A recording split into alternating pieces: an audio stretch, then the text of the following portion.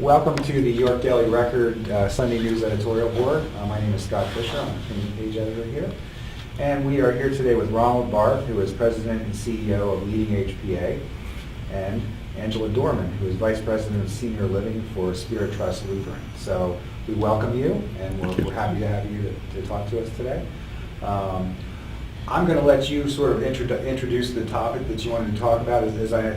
We have a couple of issues here. One of them is concerns about the sales tax in Governor Wolf's proposed budget.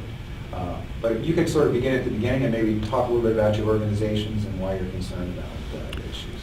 LeadingAge PA is the trade association representing not-for-profit providers of services for older adults. Angela is with SpiriTrust, formerly Lutheran Social Services South, here in York, but she's also our chair of our board of directors. How new is that name? Is that very new? Yes, we just changed our name in March. That's what I thought. Yeah, Yep. yeah, we did. In fact, I will still refer to her as Lutheran Social Services South, I'm sure, for a while. But our members just, she's a microcosm, if you will. When I say she, SpiriTrust is a microcosm of the services that our members provide. Some more, some a bit fewer than SpiriTrust, but everything from post-acute nursing facilities, personal care, assisted living, home and community-based services, subsidized housing. If you want to talk a little bit more about SpiriTrust, please do. Sure. Well, SpiriTrust Lutheran is, of course, a York organization. We've been in York for 60 years. Probably known for some of our retirement homes here in York, Village at Kelly Drive, Sprinkle Drive, Shrewsbury. We have 6 senior living communities across our South Central Pennsylvania. Within those communities, we offer independent residential living, skilled nursing care, and personal care. We also do some low-income housing for those adults who cannot afford market rate housing. And we also have a large and growing component of home care. We do hospice, home health care, in-home support. We have a life program, which is living independently for the elderly. We don't have it here in York County. You probably know it here as Senior Life, but we have that program in both Cumberland and Franklin counties. And then we do some community outreach services, some social services to again benefit the York community. We, especially in the area that I oversee, senior living, we of course see a lot of older adults. And a lot of the clients and patients, customers and participants in our other areas are older as well. So we certainly have a keen issue in all things that impact older adults. And one thing, the fastest growing population in Pennsylvania is the over 85 population. It's growing at 10 times the rate the rest of the population. You will find that our members primarily serve the old. This idea that senior citizens are 65 and older is not so much the case anymore. People are living longer, healthier lives, but once you get to the 80 years, 85-year-old benchmark, the need for services really increases. And I would say, am I correct that your average age of your residents are probably in the 80s? I think in the retirement communities, definitely we see people that are probably 83 and older. So we would fit that description. And certainly the levels of care, like personal care and skilled care, they're even older. Okay. What was the term you used? The old? Is that? That's something that the demographers use. Okay. The old, which is I think 85 plus. 85 plus. Okay. Right. I guess that those in the homes, independent living facilities, and so forth, are older in part because they're having trouble selling their houses. They get in later in life. Is that that a fair assumption? Well, I think that may be one reason why they're older. Certainly some folks come when they're younger, in their 70s, to enjoy a lifestyle of living among people their own ages. They no longer have to worry about taking care of their homes and those kinds of things. But certainly, the economics of our county and our state have impacted decision-making for older adults. I do think, though, that we have seen a trend in our industry where there are more and more options for older adults. And so a lot of folks are choosing to call many different places home, whether they choose to live in a retirement community or whether they continue to live in their home of 70 years. One of our thoughts is that wherever an older adult that they decide to call home is what we should respect and honor and design services around it to support that person. Which is one of the issues here in Pennsylvania that we wanted to talk about. If you have funds, you can find the right service at the right time in the right place. There are plenty of assisted living facilities, personal care facilities, retirement communities, senior apartments, those type of things. If you have limited funds, you're going to be limited in the type of services that you can access, particularly if you need 24-hour, 7-day-a-week assistance with activities of daily living. And unfortunately, for the most part, those people are consigned to, quote, nursing facilities, which we now refer to as post-acute, because their only way of accessing services on a 24-hour, 7-day-a-week level is through the Medicaid program, even though that's twice as expensive as services in a personal care or assisted living facility. Now, nursing facilities are extremely important, especially for rehab, sometimes for end of life, but many people in nursing facilities that are on Medicaid could be cared for in a personal care or assisted living facility if there was funding available, but there isn't. So that's something that we're glad to see that Governor Wolf in his budget address did say that over the next 3 to 5 years they want to look at more of a managed care type of approach, which raises concerns a little bit because managed care always raises concerns, but it is moving in the direction of getting funding for people for the right service at the right time. So there's going to be a lot of, I'm sure, negotiations. The devil is always in the details about managed care, but we are at least, we're pleased that at least the state is starting to look at funding differently. The problem is it won't take place for minimum of 3 years, and I really think that that is unrealistic, probably 4 to 5 years. In the meantime, if they would just double if they would just reimburse a total of $100 a day for assisted living or personal care, they could move a lot of people out of nursing facilities that are costing them $185 to $200 a day. But it's inertia. It's trying to get somebody to change something, and it's slow and it's arduous, but it is something that we are really pushing. We believe that the state, combined state-federal funding for services for people that are in nursing facilities now that could be cared for in personal care assisted living could save a combined $85 to $100 million a year, and that's very, very conservative. That's being very conservative of the people that are in nursing facilities now that could be cared for in personal care assisted living. This may be what you're getting at. If someone is in independent living and they have a crisis that takes them into personal care or nursing care, what you suggest is that you get them back into their apartment as soon as they can. That's true. They're keeping them in the nursing. Yeah, that's true, but there are people, a lot of people say, well, the answer is to put them in home and community-based services, and for many people, that's fine, if they have the community supports, okay? If they have family, if they have friends that can be around if something happens. Understand, people that are 85 and older are starting to, if they have not already, lost a lot of their community supports. Their children are senior citizens, okay?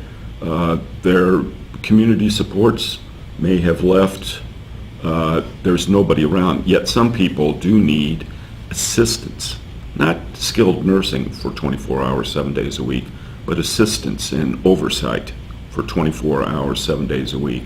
That's where personal care assisted living can come in. It's also where housing with services many times can come in. But we need to be able, as Angela said, get the people in the right place at the right time. But it has, for people with lower incomes, all those services need to be funded. They need to be funded appropriately. And ultimately, it's either, if it's not going to save actual dollars, it's certainly going to bend that cost curve down. Look, over the future with you see the baby boomers coming. The baby boomers, the leading edge, not leading age as we are, but the leading edge of the baby boomers, I think, is now 70, maybe 71. If what we say is true, and I believe it is, that they usually need the services, past age 80 or 85, that gives us 10 to 15 years before the baby boomers really start coming in force and need these services. But once that hits, the demand is just going to skyrocket. We need to get this right. We need to change it. We need to change it as soon as we can, the way that we're providing and funding services. So what specific policy recommendations are you making on that front to make those things happen? As I said, right now, if you could use the services of personal care or assisted living, your basic option is to try to qualify yourself or have yourself qualified for nursing facilities. Right now, there is the most minimal of funding for low-income people in personal care, and that's a combination of their SSI and a little supplement from the state, and it totals $34 to $35 a day. You can't do it for $34 or $35 a day. Many of our members that are not-for-profit take these residents, especially after they've run out of money. They won't ask them to leave or anything like that, but the cost of services is, what I would say, about $100 a day, Or higher. more or less. So, you can lose some money on people with government funding, but you can't lose that amount of money. It's just improper. Is there anything proposed at this point that would do that? We've been talking to the legislature, we've been talking to the administration. There is nothing specifically proposed at this time. Right now, we're focusing on the budget, or at least his budget address. It hasn't really been introduced yet, and some of the issues there. Are you talking to anybody locally in terms of legislators? I've been talking every legislator that I meet. I talk a little bit about this. No, I'm just curious, though, is there anybody locally interested in introducing some sort of legislation, to your knowledge? Not really, but we haven't really drafted legislation. We're about ready to release our report on actual numbers as far as how we think this could save money in the justification, and we're pretty confident that we can show that combined state-federal money, you could save easily, conservatively, $80 to $100 million a year. So this is not something that would probably be wrapped up in this year's budget, No. this county budget. This is post-budget type thing. I'm sure you guys have been around for a while. If you have a new proposal, you're talking 2 years minimum to get something going. Maybe by the end of this term. Maybe 2 decades. Well, 2 decades, and I'm going to be needing these services, so. Okay. Would you like to transition to the issue of the sales tax that is proposed in the Yeah. whole budget? Our jaws dropped when we saw what was contained in there. Increasing the sales tax from 6 to 6.6%. That's one thing, but I don't think people realize what doing away with some of the exemptions would do. And doing away with some of the exemptions would mean those people paying privately for nursing facilities, assisted living, personal care, home health, and possibly, it does say residential services. We have found nobody that can define for us what residential services are. So we are afraid, and right now assuming it would also be your housing and your monthly fees for the CCRCs. We're talking about thousands of dollars for these people that basically are living on probably their pension. They're not going to get any benefit from the property tax because they've already sold their homes. But it's going to add, $6,000, $500 a month to a nursing facility bill on average. It's going to add What was that number? I'm sorry, I missed it. about $500 a month.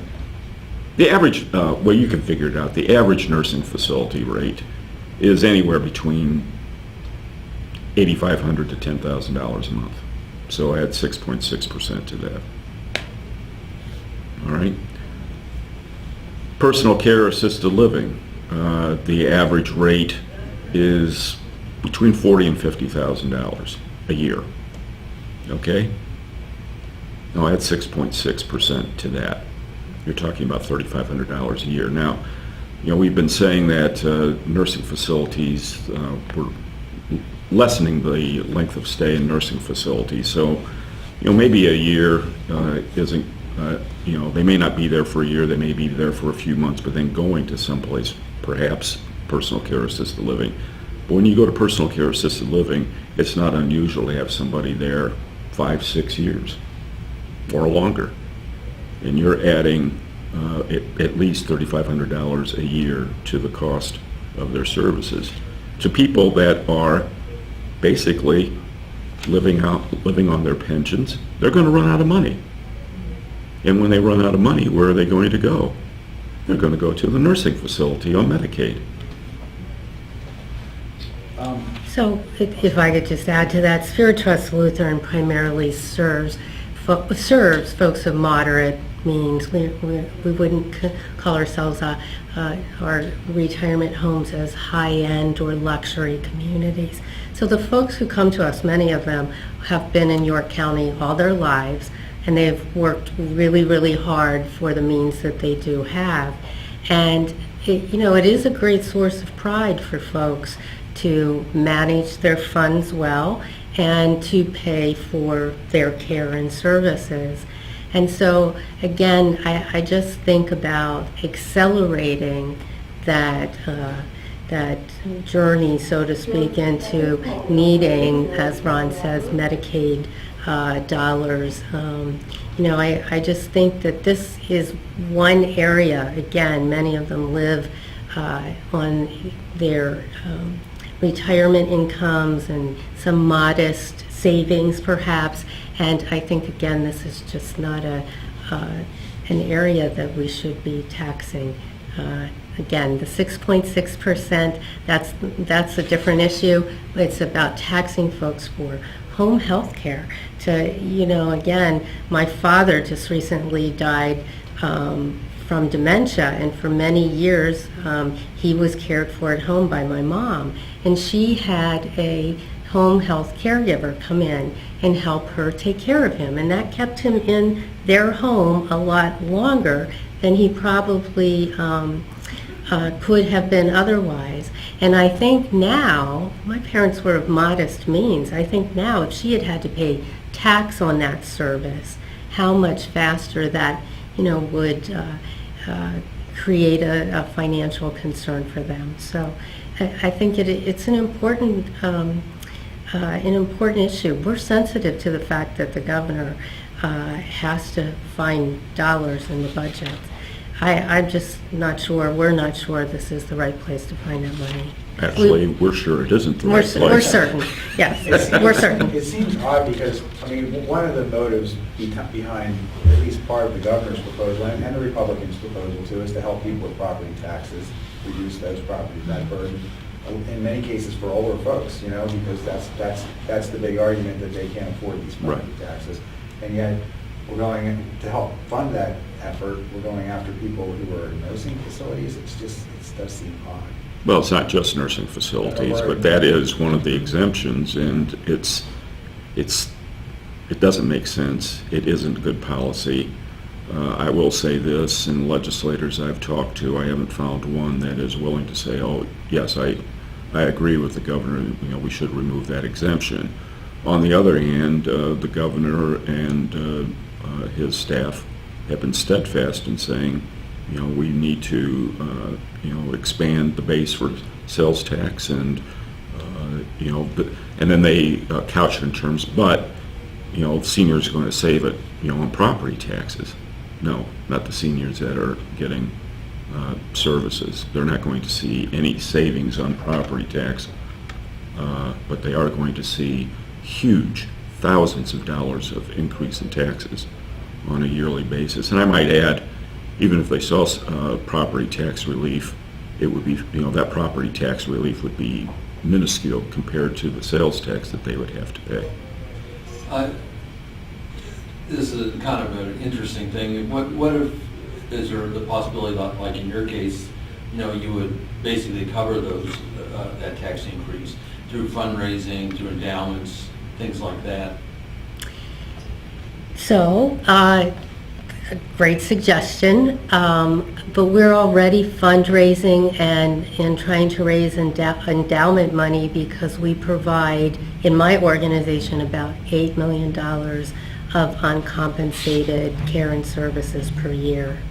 So to add this one, top of that would be pretty tough to do. Yeah, you have to understand that on Medicaid, it isn't like it's paying the cost. We have figures, I didn't bring it with me, but I could, you know, provide it to you, that the average cost of nursing facilities and the actual, the average Medicaid rate, you will find that nursing facilities on average lose around $23 a day. Lose. Now, I'm not talking about their charges, I'm talking about their costs. Between their costs and, you know, what Medicaid pays. And it gets progressively worse every year. They have something in the budget that's called the budget adjustment factor. It's okay. This is logic. That's, you know, this is government logic. They have a very complicated, complex rate setting process to make sure that nursing facilities only get what is a fair rate, and they even recognize this isn't, you know, there isn't any margin whatsoever. But to top it off, the legislature then passes a budget, whatever the budget is, and after they've determined through this complex rate setting process that's in regulations, then they put what is called a budget adjustment factor. We call it BAF, B-A-F. And essentially what it says is, here's what your rate is supposed to be according to our rate calculations. Now we're going to give you 90% of that, because that's what the legislature funded. So every year, facilities are losing more and more on Medicaid. And now, for those few people, about 25% or so, 25 to 30% of people pay privately for nursing facilities. You're going to add a 6.6% sales tax on that. The facility, you know, that's a tax on the consumers, not a tax on the facility. And again, they pay virtually nothing for personal care and assisted living, but those people that are paying their own, you know, for their trouble, they're going to add 6.6% sales tax onto that. doesn't make any sense. What are the projections that, I didn't get a chance to do enough research on this, what are the projections and how much this particular tax would raise in the Wolf budget? Oh, I don't know, and it wasn't broken out as far as nursing facilities was concerned. It was 6 points, increasing the sales tax 6% and eliminating a number of exemptions. For instance, other exemptions are going to eliminate our legal fees. Newspapers, yes. Diapers for crying out loud. Books, textbooks, there's a whole list of things So that, there was no breakout? there was no breakout as far as what taxing newspapers will bring in. They're taxing flags. And we don't know whether that means wherever like a Memorial Day, you put those flags on the graves, whether that's going to add a 6.6% increase. I don't know. I know Representative Saylor did introduce, or is possibly introducing, a bill to raise the sales tax to 7%, but maintain all the exemptions. Right. So we'll see where that goes. You said a little bit earlier that the administration has been steadfast on this issue. I'm assuming you're lobbying and Oh, sure. Any signs of retreat on this particular issue? Not yet, although, as I said, he has to get it, when I say he, they, the administration needs to get it through the legislature.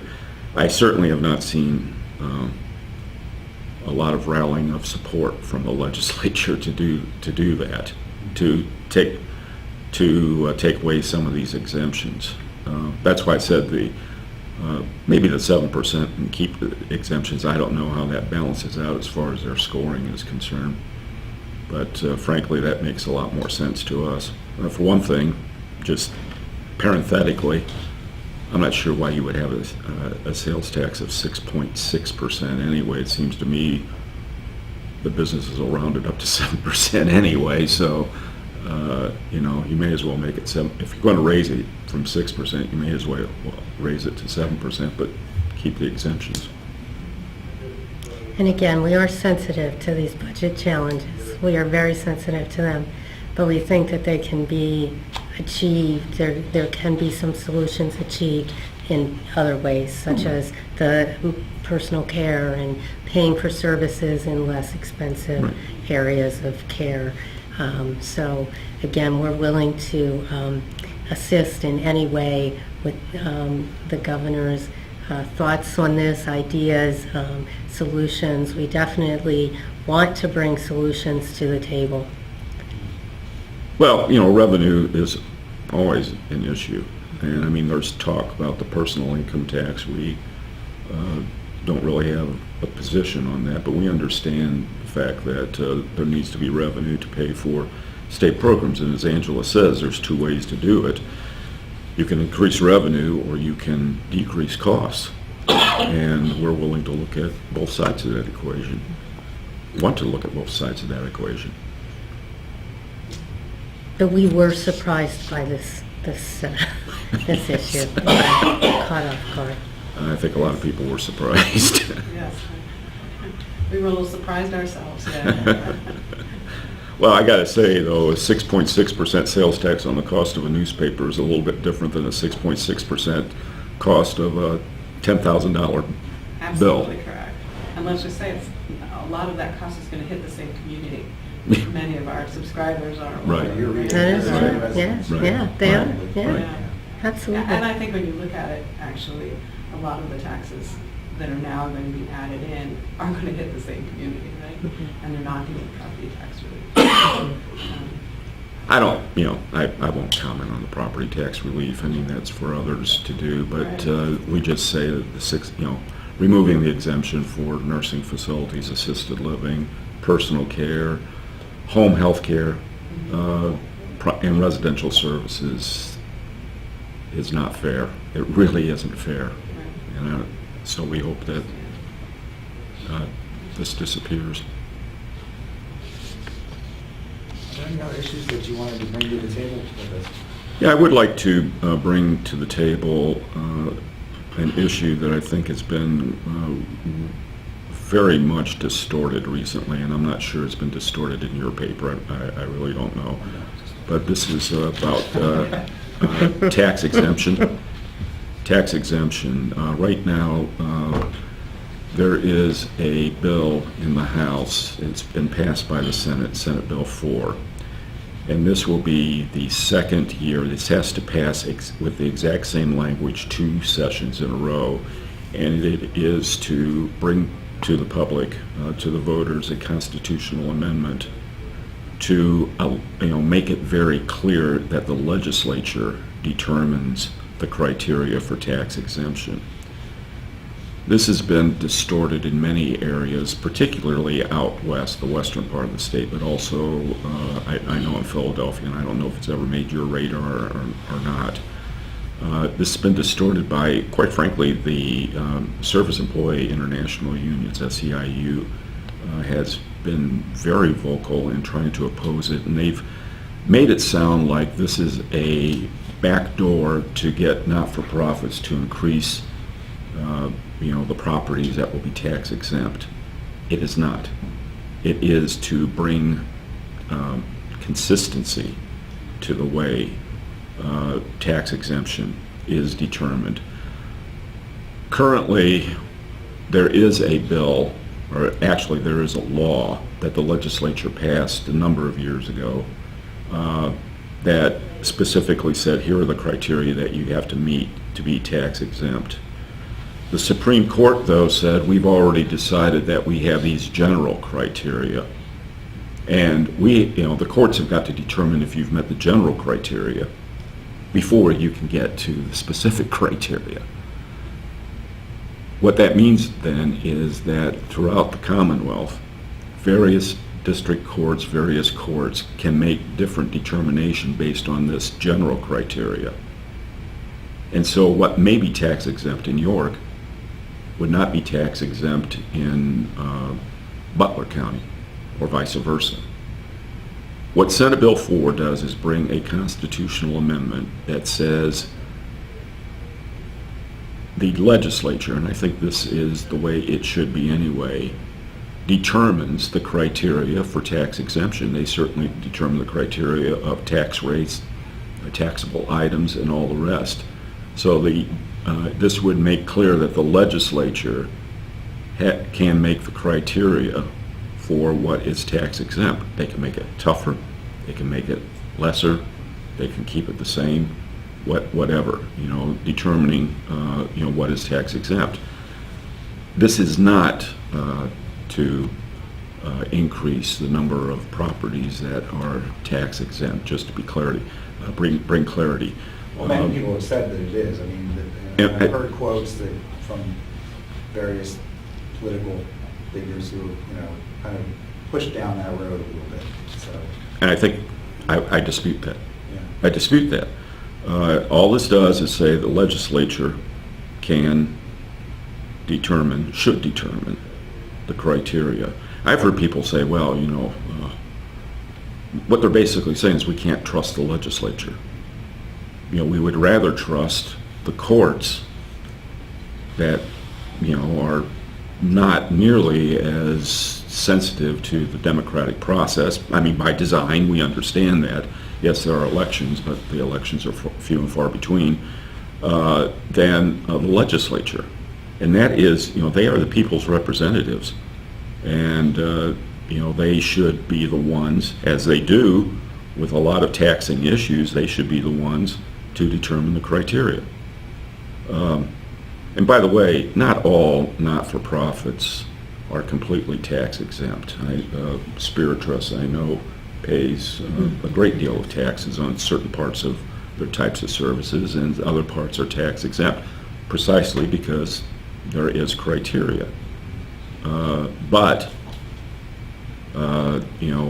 any more these lawsuits come, from taxing authorities saying, well, we think such and such should be taxed now, even though it's been tax exempt for years. All right, and what are we going to base it on?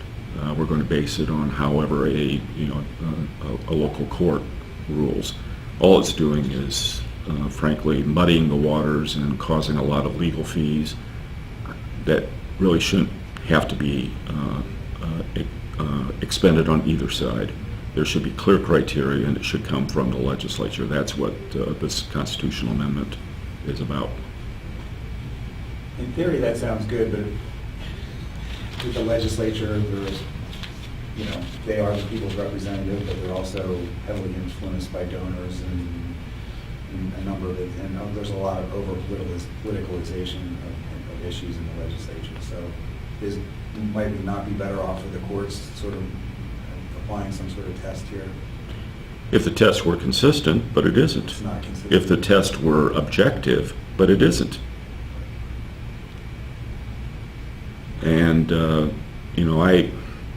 I'm sorry if we can't, basically it seems to me that argument is we can't trust democracy. Okay? If we want to go down that road, then I think we've gotten into really a sad state of affairs, that we can't trust the legislature to represent the interests of the people. And by the way, they get donations. You think they don't get donations from the commissioners and that type of thing, from the individuals on the school boards and all the rest? Of course they get. That's our political process. But I really am. It saddens me when the argument is, well, we can't do it because we can't trust the legislature. Then what can we trust the legislature for?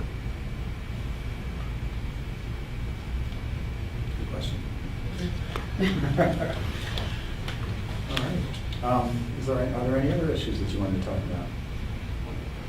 I think that's basically it. We gave you, if you would consider, this is an op-ed that we've been circulating on the sales tax, so Oh, great. it might be something you Can you might send want. this to me electronically? Sure, I can. That would be great.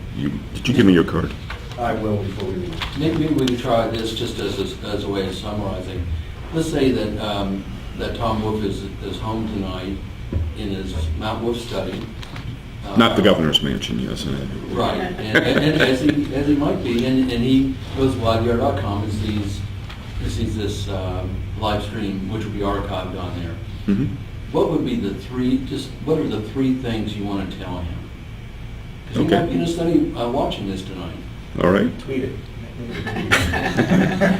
Well, Governor Wolf, there are things that we like about your budget. There's certainly one thing in particular that we don't like about your budget, and that's the sales tax on nursing facility, assisted living, personal care, residential services, and home health. That really is counterproductive, and that's something that should be withdrawn.